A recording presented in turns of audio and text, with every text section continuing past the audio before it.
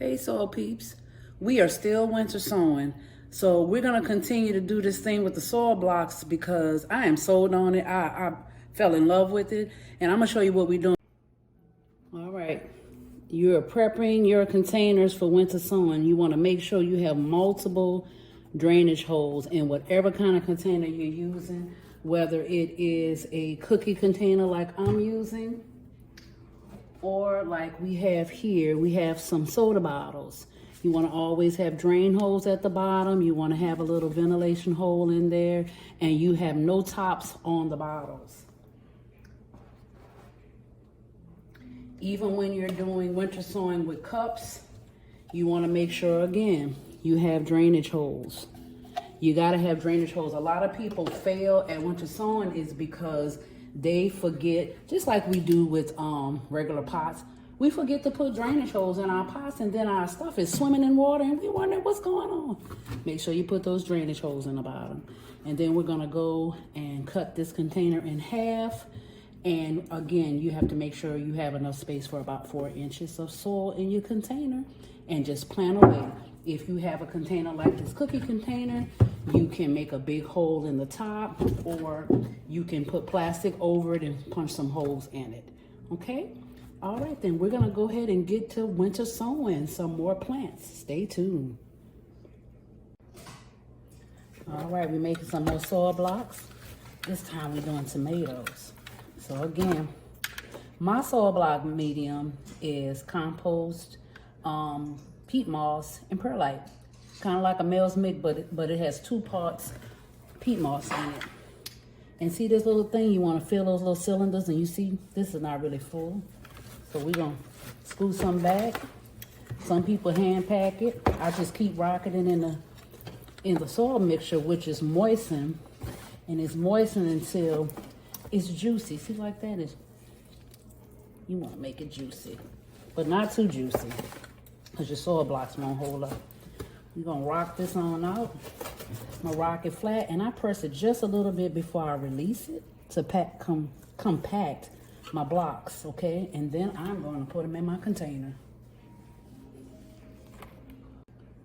Now I wanna show you something I did. Now these containers are not level on the bottom like I would really hope that they would be, because they're cookie containers. They got a little indentation. So I will fill up soil around them to make them level before I put my soil blocks on them, because I don't want to have that big air gap to give them an opportunity to dry out. So that's what I'm doing.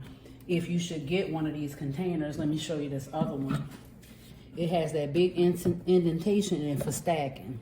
So what I will do is I will add some soil on the bottom just to make it level, and then I'll put my soil blocks on it. Just wanted to show you that. And we're gonna continue to fill up this container. All right, we got our soil blocks in our container, and we were able to get 3, 6, 9, 12 in here. So we're gonna do our determinant tomatoes. Now, determinant tomatoes differ from indeterminate tomatoes because they do all their fruiting at one time. So I have the cherry falls, and none of these I've grown before. I actually got this in a grab bag prize that I won, and this was one of those M.I. Gardner end of the year sales where you get the grab bag and you just don't know what you're gonna get. So this is what I got. So I got a Perron Sprayless, a Crimson Sprinter, and a Rutgers. And the good thing about it is you can start feasting on tomatoes early with most determinate tomatoes before your indeterminate tomatoes, and especially your heirloom indeterminates, are ripe. So we're gonna get these planted in our soil block winter sown containers, and we'll get it taped up and we can get that out in the garden. All righty, stay tuned. All right, we got our tomato seeds in there, and then the tomato seeds, we're gonna sow them at like 1/8 of an inch depth. You do not wanna sow them too deep, because you wanna plant any seed twice, whatever the size of that seed is, you want the depth of it in the soil to be twice the size of the seeds. Tomatoes aren't huge, So you don't want to plant them like seriously too deep. So we're going to cover these up. We're going to tape up our container and we're going to set it outside. And when it's time, good old Mother Nature is going to let these bad boys come up, and we're going to have us some tomatoes, honey. Tomato sandwiches, tomato pie, caprese salad. I mean, all that stuff. I can't wait. Stay tuned for more videos.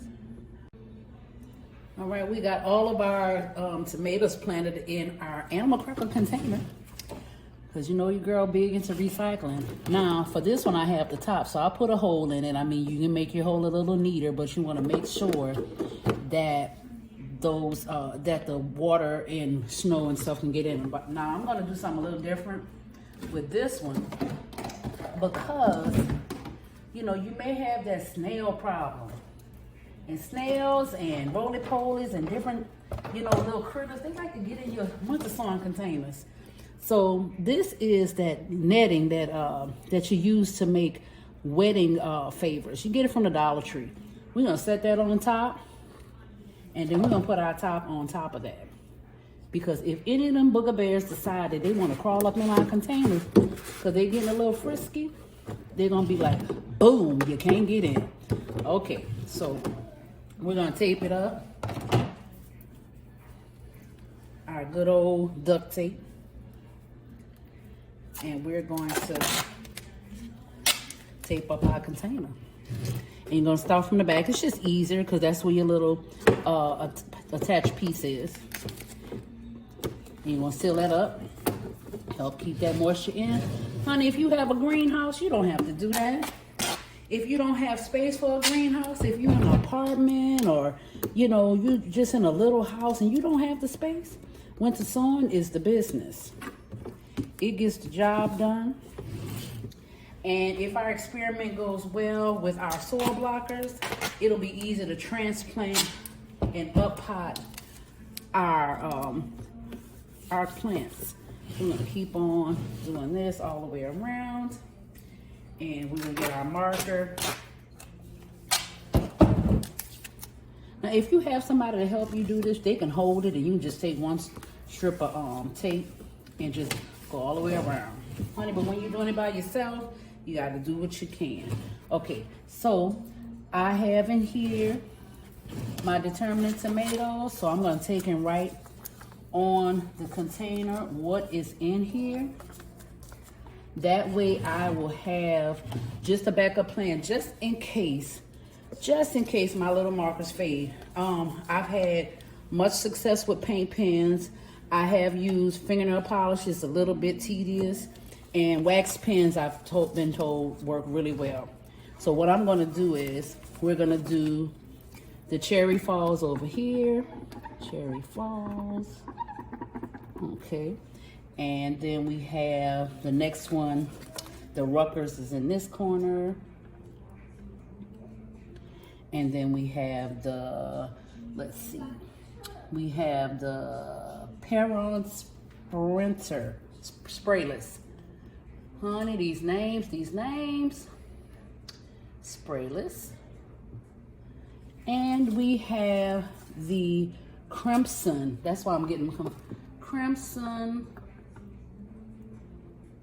Sprinter. Okay, so that's written on the outside. I don't know if you can see it. And then we have our little tags on the inside. And we're going to put this in the garden. And just in a couple of months, we'll have some tomatoes. We'll have our Determinant tomatoes. So we're going to look into our collection and we're going to do some of our Determinant tomatoes. And we're going to sow them as well. Stay tuned.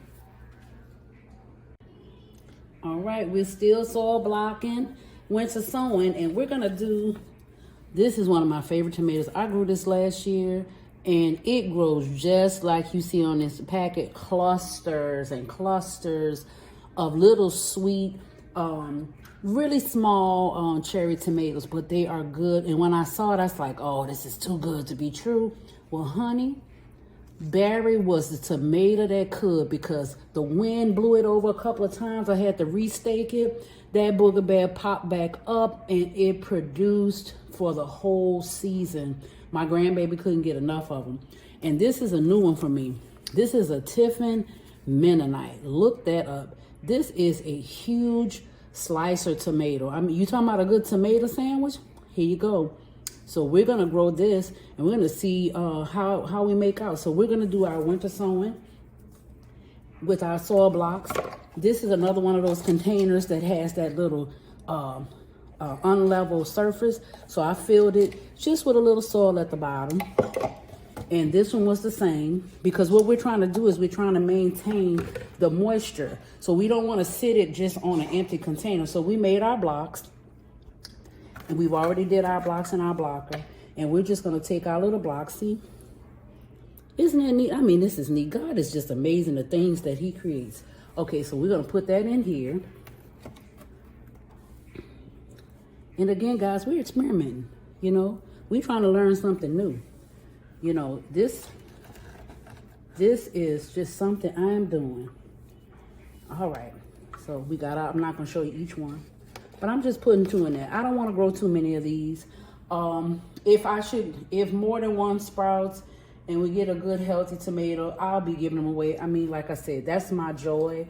I am a hobby gardener. And I'm a giver, so I love giving to people. So we're going to put those in there, and we're going to sow good old berry right here, and we're going to sow the Tiffin Mennonite over here. All right, this is our little soil blocks in our containers. We got 3 of them there. They're not, you know, like I said, I am no expert. Don't come for me. I'm experimenting. Okay, we got 3 in there. They kind of squished in there, but they in there. So we're going to do the Tiffin Mennonite. Now, I was talking about the Tiffin Mennonite based upon what I had read. I have never grown it, but I'm excited about growing it. So this is one of my seeds that I got in a grab bag for MI Garden. I got plenty of tomatoes. Oh my God, all kinds of tomatoes. So this one, I given some of my seeds to one of my good friends. We're in a seed exchange group, couple of seed exchange groups, and we do trade plants. You know, she has a greenhouse though. But I don't have a greenhouse. But you know what? We friends. It don't even matter. It doesn't matter how we get our plants. We always share with each other. We talk to each other and share our little gardening secrets. And this container here, this is one of those coffee creamer containers. If you peel the label off of it, it has a clear container on underneath it. You just take that top off and you can use it to do some winter sowing. And this is berries, honey.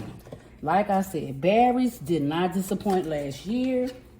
Berries came on through. If I could find one of my pictures, I will post a picture of Barry, honey. Barry was my friend. I was talking about the berries, just like I'm talking about it right now, and saying Barry this, Barry that. They thought I was talking about a person. I said, baby, no. Talking about Barry's crazy cherries. And I did give one of my plants to one of my friends. She said she didn't do well with it. I don't know. But maybe this year I'll give her another one, and then we'll see if she can do a better job this year. Maybe it was a sun thing, soil thing. You know, you just never know. But I'm in Memphis and she's in Mississippi, so it could have been a lot of things. So the tomato seed, yeah, you just buried like 1/8 of an inch, not much. I'm gonna bury that a little bit right there. All right, and we're gonna get these taped up. And then we're gonna also mark the outside of the container. That's always our insurance. Now this is a small container.